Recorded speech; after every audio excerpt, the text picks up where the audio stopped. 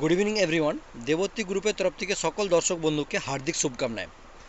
আজকে আমরা যে স্টকসের উপর ডিসকাস করছি সেটা ডিভিজ ল্যাবকে যদি আমরা দেখি, লাস্ট কিছু মাস আগেও আমরা ডিভিজ ল্যাবকে কিছু কিছু সময়ের জন্য কভার করেছিলাম, বাট তারপর থেকে ডিভিজ ল্যাবের উপর অতটা ফোকাস না থাকার জন্য এখন যেহেতু ডিভিজ ল্যাব একটা আচ্ছা মোমেন্টে আছে, যদি আমরা শর্ট টাইম ফ্রেমে দেখি তো সেই রকমভাবে আমাদের কাছে ইনফরমেশান কালেক্ট করা যাবে না। যদি আমরা যখনই কোনো কিছু শেয়ারের উপর আমরা ইনভেস্ট করব বা শেয়ারকে আমরা যদি অপশান হিসেবে বা ইন্টারডে হিসেবে আমরা প্লে করব, তো অবভিয়াসলি আমাদের ব্যাক হিস্ট্রি জানাটা খুব দরকার।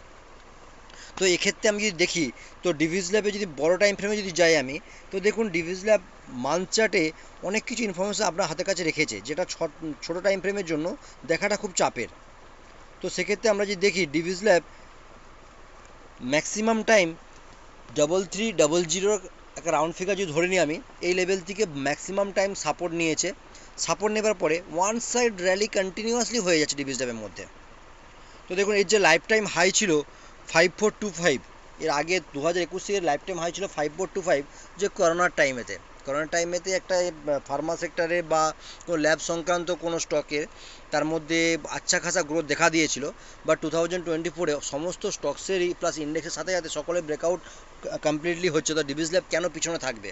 সেক্ষেত্রে ডিভিজ ল্যাবও অলরেডি তার প্রিভিয়াস যে লাইফ টাইম হাই ছিল সেটাকে ব্রেক করে এখন আপ মুভমেন্টের দিকে যাচ্ছে।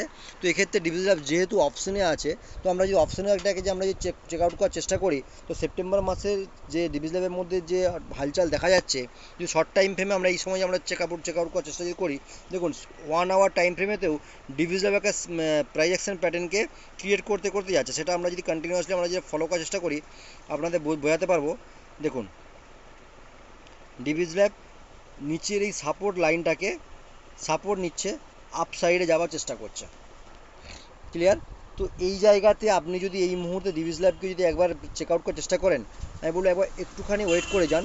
তো আমার যেহেতু 5500-এর কাছাকাছি ডিভিজ ল্যাব আছে, তো কোনোভাবে যদি 5400-এর কাছাকাছি ডিভিজ ল্যাবকে যদি পান, মানে এই উইকের মধ্যে টুইসডে, মন্ডে তো মার্কেট ক্লোজ থাকবে, টুইসডে টু ফ্রাইডের মধ্যে যদি কোনোভাবে যদি পান, আপনি আরামসে ডিভিজ ল্যাবকে বাই করতে পারেন অপশন হিসেবে।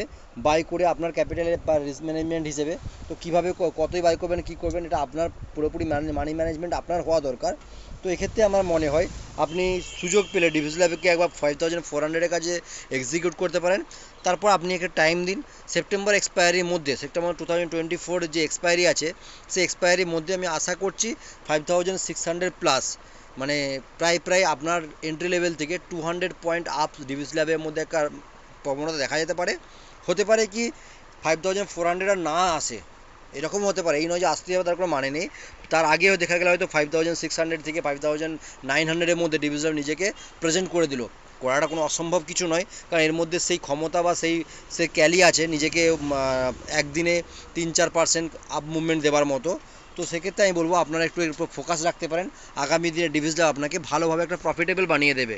তো এন্ট্রি লেভেল আপনাকে এক্ষেত্রে একটা বললাম, যদি 5400 কাছে না যদি আসে, এরকম তো নয় যে আসতেই হবে, যদি আসে তাহলে আমার মনে হয় যে আপনি আপার দিকেই, যখন যেহেতু 5500 ব্রেকআউট হওয়ার পরে 5500 ঠিক 5550 এই লেভেল পর্যন্ত একটু ওয়েট করে যান। 5550 ব্রেকআউট হওয়ার পরে আপনি আরামসে নিতে পারেন। যেহেতু রিটেল ট্রেডারদের নিয়ে আমি মেনলি ডিসকাস করে থাকি, তো রিটেল ট্রেডারদের বলবো আপনার ক্ষেত্রে আপনি এখান থেকে যতদূর সম্ভব ডিভিজ ল্যাব 200 পার লট সাইজ আছে, তো ইজিলি এখান থেকে 10 থেকে 15 পয়েন্ট টার্গেট নিয়ে আপনি সেখান থেকে এক্সিকিউট করতে পারেন। কোনটা করবেন না করবেন আবারও বলি, সেটা আপনার পার্সোনাল ইস্যু। আপনি স্টাডি করতে পারেন, ট্রেড নিতে পারেন, না নিতে পারেন, পুরোটাই আপনার পার্সোনাল ইস্যু। তো আমার মনে হয় এক্ষেত্রে ডিভিজে আপনার একটা অপরচুনিটি দেওয়ার মতো পজিশনে আছে, যদিও প্রিভিয়াস ডে তো দিয়ে এসেছে, তো এখনও মিস আউট হওয়ার মতো কোনো কিছু নেই।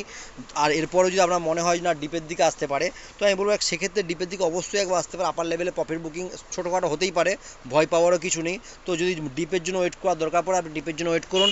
5350 থেকে 5400-এর কাছে যদি আসে, আপনি সেখানে ডিভিজ ল্যাবটিকে এক্সিকিউট করুন। আপার সাইডে 5600 টু 5900, এটা সেপ্টেম্বর মাসের জন্য আপনি এক্সপায়ারি রাখতে পারেন। তো আমি আশা রাখছি সেপ্টেম্বর মাসে 5800 টু 6000 এই 200 লেভেলের মধ্যে ডিভিজ ল্যাবকে ইজিলি আসা দরকার। ওকে, তো যদি ভিডিও ইনফরমেটিভ লাগে শেয়ার করবেন। ভিডিও সম্বন্ধে কোনো কিছু কনফিউজ থাকলে কমেন্ট বক্সে কমেন্ট করুন, আপনাকে ক্লিয়ার করে দেওয়া হবে। তো আরেকটা আমি এক্ষেত্রে একটা ইনফরমেশন আপনাদেরকে আরেকটা দিয়ে রাখি, শর্ট টাইমে আমি যদি দেখতে দিতে চাই, দেখুন শর্ট টাইমে আপনাদের কাছে একটা ছোট্ট ইনফরমেশন আমি প্রেজেন্ট করার চেষ্টা করব।